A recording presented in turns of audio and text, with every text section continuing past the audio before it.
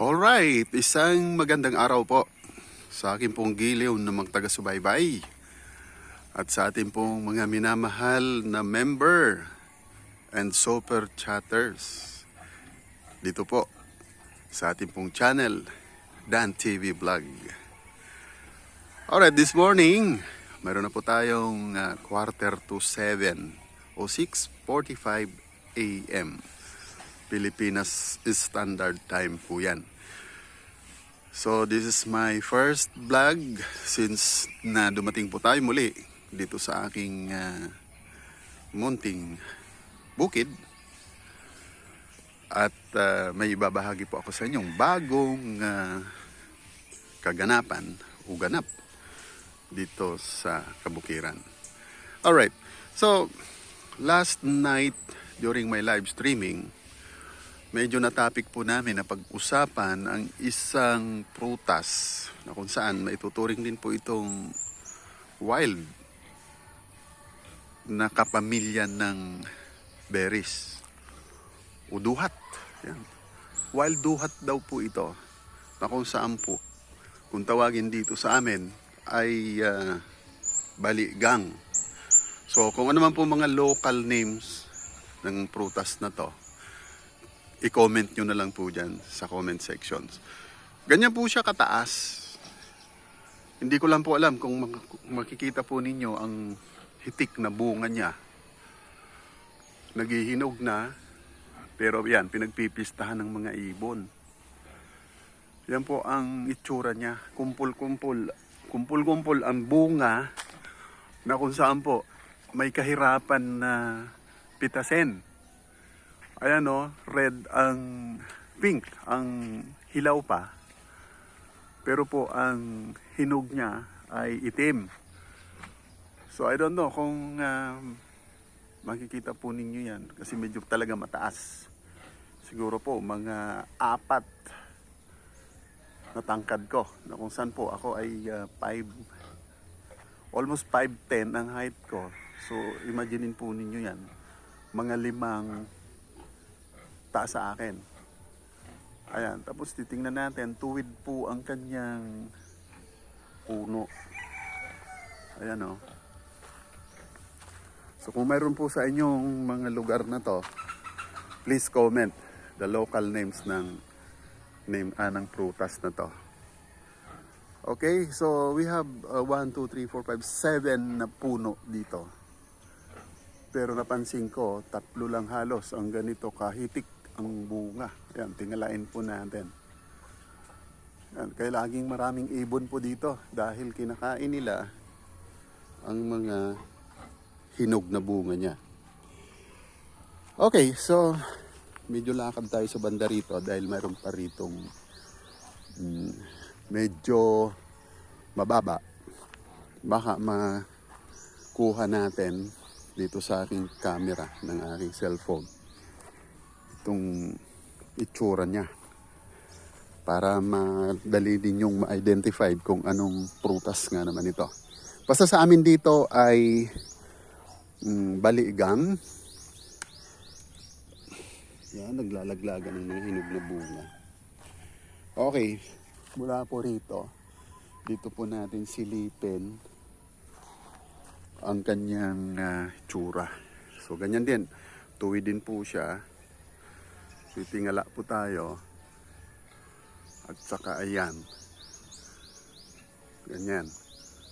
O dito medyo makikita po natin ang hitik na bunga na hinog na sila. Marami na po ang kulay itim. Ayan po ang indications. Yan po ay hinog na. At syempre, yan, dinadagsa rin po ng mga ibon. Okay, so nakakita tayo ng mga nahulog. Ipo-focus natin para ma-recognize po ninyo at madali po ninyong ma-identified. Ayan po. Ayan, ganyan po yung tsura niya. Kasi laki lang ng holen. Ang iba po niyan, mas lumalaki pa. Ayan.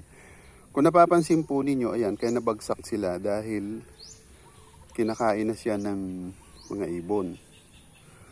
So, hinog na po yan. So, ito, overripe na. Kaya, nahuhulog na siya. Matamis po yan. At kung medyo hindi pa siya hinog, may kaasiman. So, ayan po siya. O yan, siguro naman ay mare-recognize na ninyo kung anong prutas yan. Tawag sa inyong mga lugar. Yan po, ang dagta niya ay nagkukulay pink. Tingnan nyo po. Hinawakan ko lang siya dahil juicy po yan. Namantsahan na po ako ng kulay pink. Okay, so yan po ang kapansin-pansin dito sa aming bukid na kung saan sa tagal ko na po na hindi nakakakita nito. Meron na pong 40 years, more or less. So, na-recognize ko siyang baligang nung siya po ay mamunga ng ganyan. Dahil po, nung maliliit pa kami, ng mga kapatid ko at pinsan namin, paborito po namin yan na akyatin at mamitas. Kasi po noon ay naaakyat ko pa yan. Kahit ganun po kataas, naaakyat ko po yan. Naakyat namin yan para pitasin ang yan, yung bunga na yan, na nangungumpol na yan. Okay, so ngayon, problema.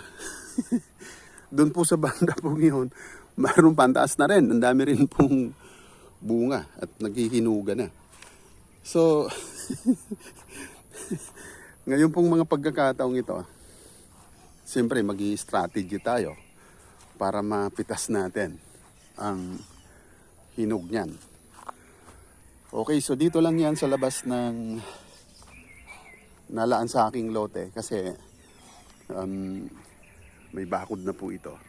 Yan, cyclone wire na bakuran na yan. So yung next lot naman na yun na nakalaan dun sa kapatid ko, ando dun yung isa.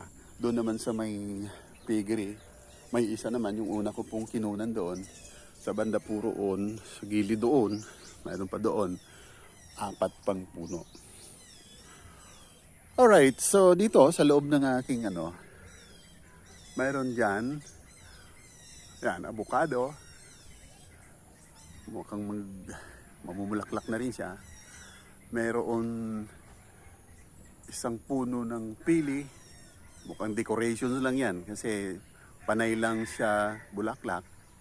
Hindi naman ako nakakakita ng nabuo as yung buong isang pili talaga. Yung bunga niya. Okay, so doon naman sa banda rito, sa bandang likod, na kung saan nandun yung aking mga alagang manok, mayroon doon po na punong santol. Ayun po, punong santol, na kung saan po ay namumulaklak siya. So siguro by month of mga June ay may buo na ang santol. And at the same time, may katabi rin naman siyang punong avocado. Alright, so yan ang po ang aking ibabahagi sa unang vlog ko. Simula po nang galing tayo sa Maynila. Actually, pang second day ko na po ito rito.